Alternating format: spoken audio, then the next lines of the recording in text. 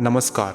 आज हम बात करेंगे एक बहुत ही इम्पोर्टेंट टॉपिक पर जो हमारे डेमोक्रेसी को और ज़्यादा मजबूत बनाने वाला है। इलेक्शन कमीशन ने अनाउंस किया है स्पेशल इंटेंसिव रिवीजन यानी एसआईआर का फेज 2 और इसमें वेस्ट बंगाल और तमिलनाडु जैसे 12 स्टेट शामिल है। एक स्टेट मिसिंग है, असम। क्यों? ये समझना बहुत ही ज़रूरी है। दोस्तों, 21 साल बाद हो रहा है इतना बड़ा voter list revision. Chief election commissioner Gyanesh Kumar ने क्लियरली बोला है कि यह प्रोसेस बिल्कुल ट्रांसपेरेंट और लीगल है।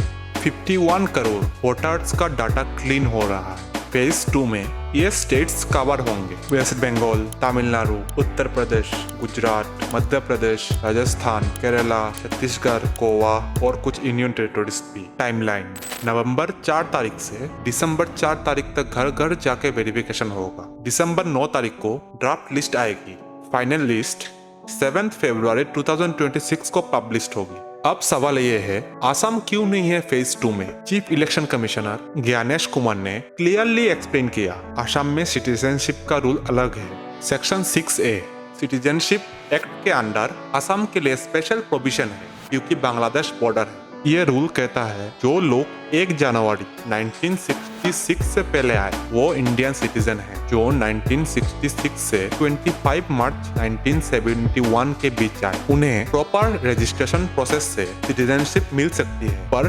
25 मार्च 1971 के बाद जो लोग आए वो इलीगल माइग्रेंट्स कंसिडर होते हैं। इसलिए असम के लिए अलग से एसआईआर डेट अनाउंस होगा।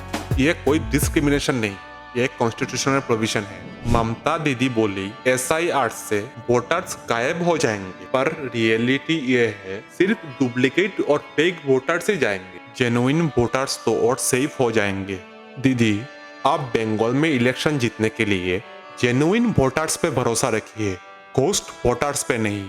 मजाक मजाक में एक बात क्लियर कर देते हैं, कोई जेन्युइन वोटर्स का नाम नहीं कटेगा। अब मैं आपको बताता हूँ सबसे इम्पोर्टेंट फैक्ट जो मीडिया में अब कम डिस्कस हो रहा है। बिहार में एसआईआर कंप्लीट हो गया है। रिजल्ट देखो, 0 कंप्लेन। हाँ दोस्तों, एक भी ऑफिशियल कंप्लेन नहीं आया। 66 लाख नेम्स डिलीट हुई, लेकिन ये वो लोग थे जो या तो माइग्रेट हो गए थे दूसरे स्टेट्स में, या उनकी मौत हो गई, या डुप्लीकेट एंट्रीज थी एक ही इंसान के मल्टीपल वोटर्स का।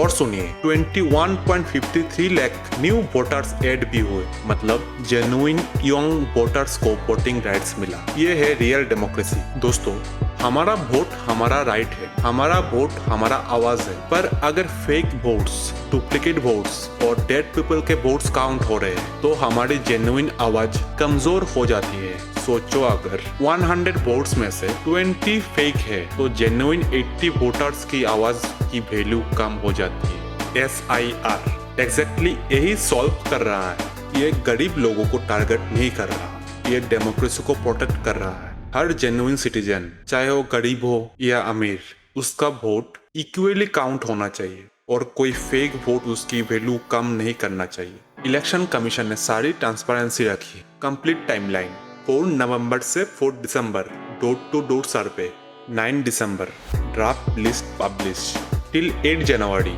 अपील पीरियड अगर नाम गलती से काट हो गया, टिल 31 जनवरी अपील्स का हियरिंग, 7 फरवरी 2026 फाइनल वोटर लिस्ट।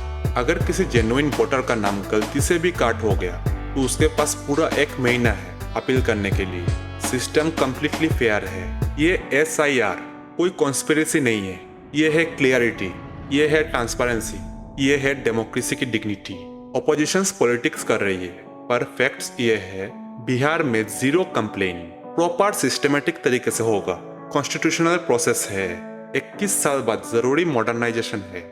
हमारा डेमोक्रेसी दुनिया में सबसे बड़ा है और अब से क्लीन भी होगा। जय हिंद। अगर आपको वीडियो पसंद आया तो लाइक करें और इस चैनल को सब्सक्राइब करें। कमेंट में बताएं आपके ओपिनियन।